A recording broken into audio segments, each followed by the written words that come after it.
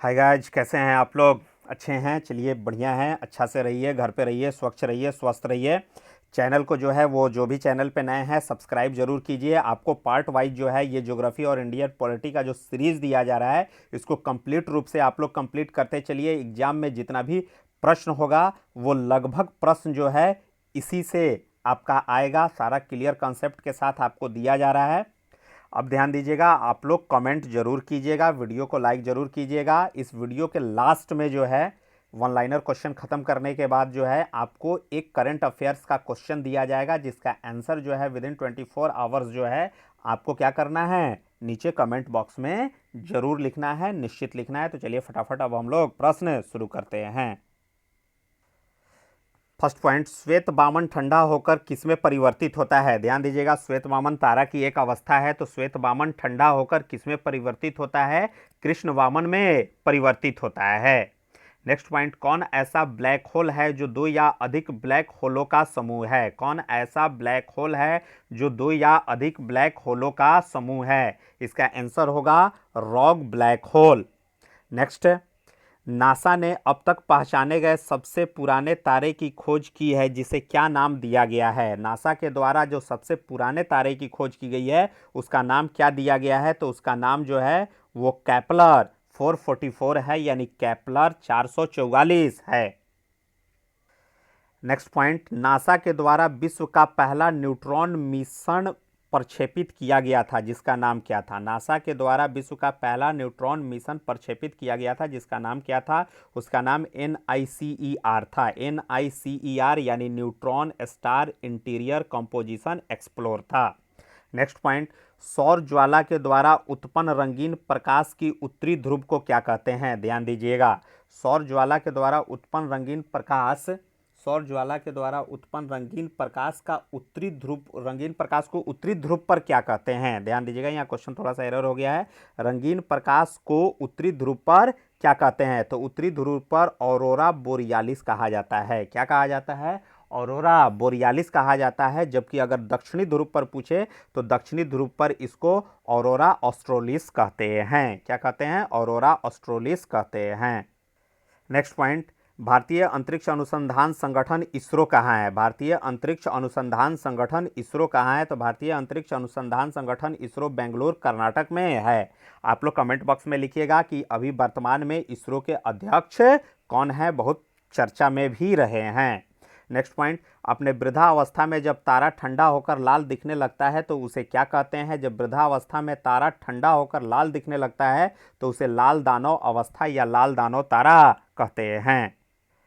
Next point, LHC नामक महाप्रयोग द्वारा निर्मित हिग्स बोसॉन को किस अन्य नाम से जाना जाता है? LHC के बारे में प्रीवियस वीडियो में भी आपको डिटेल से बताया गया है, उसके लिए डिस्क्रिप्शन बॉक्स में जो है वो वीडियो का लिंक दिया गया है, वहां से आप लोग देख लीजिएगा। हिस्ट्री का जो प्रीवियस पार्ट्स है उस सारा प्रीवियस पार्ट्स का लिंक दिया गया है। फिर पुनः प्रश्न पे आते हैं कि हिग्स बोसॉन को किस अन्य नाम से जाना जाता है?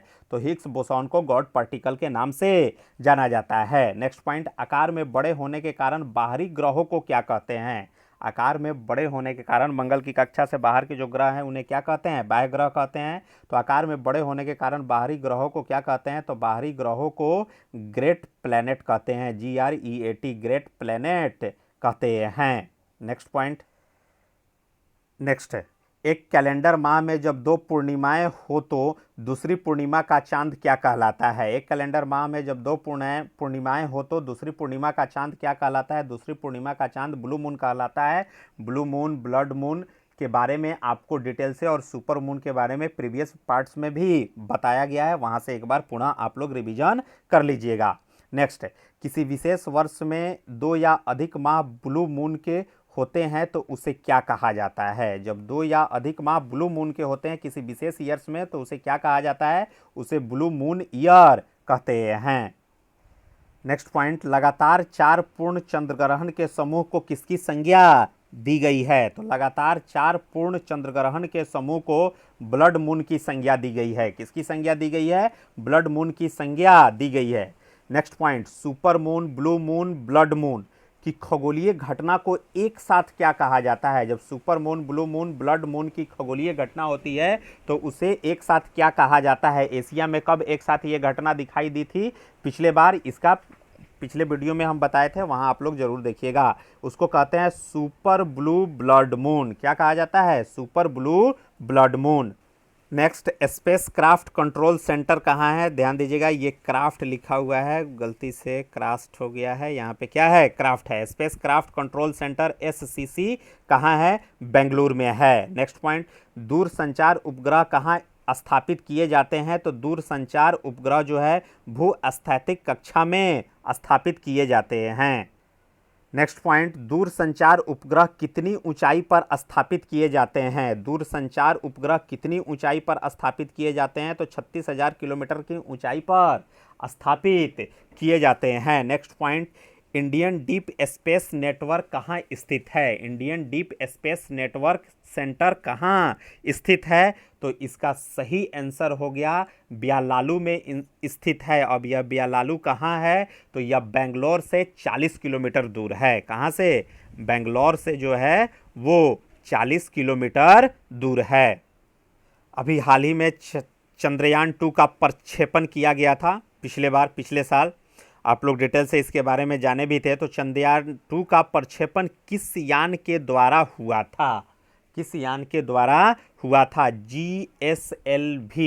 किसके द्वारा? GSLV MK3 यानी जियो सैटेलाइट लॉन्च व्हीकल MK3 के द्वारा इसका प्रक्षेपण किया गया था। भारत का प्रथम बहुत तरंगदैर्ध्य अंतरिक्ष वेधशाला कहाँ है? कौन सा है? भारत की प्रथम बहुत तरंगदैर्ध्य अंतरिक्ष वेधशाला कौन सा है? तो एस्ट्रोसैट है। क्या है? एस्ट्रोसैट है। नेक्स्ट पॉइंट, क्षुद्र ग्रह को और किस नाम से जाना जाता है? तो क्षुद्र ग्रह को और किस नाम से जाना जाता है? क्षुद्र ग्रह को अवांतर ग्रह के नाम से भी जाना जाता है। किस ग्रह के नाम से जाना जाता है? अवांतर ग्रह के नाम से भी जाना जाता है। अब आप लोगों के लिए एक प्रश्न है, करंट अफेयर्स का प्रश्न है, इसको ध्यानपूर्वक आप लोग सुनिएगा। इसका आंसर कमेंट बॉक्स में निश्चित आप लोग लिखिएगा। तो प्रश्न ध्यान से सुनिए, सुनना है। विश्व अर्थव्यवस्था रिपोर्ट के अपने नवीनतम संस्करण में, फिर से बोल दे रहे हैं, विश्व अर्थव्यवस्था रिपोर्ट के अपने नवीनतम संस्करण में IMF ने 2020 में भारत की GDP वृद्धि कितना प्रतिशत रहने का अनुमान लगाया है? यानी विश्व अर्थव्यवस्था रिपोर्ट में IMF के द्वारा 2020 में भारत की GDP में कितने प्रतिशत वृद्धि रहने का अनुमान लगाया गया है? इसका आंसर जो है आप लोग कमेंट बॉक्स में निश्चित डालिएगा। वीडियो को लाइक कीजिए, शेयर कीजिए, चैनल को सब्सक्राइब जरूर कीजिए। घर पे रहिए, स्वच्छ रहिए, स्वस्थ रहिए। जय हिंद डियर।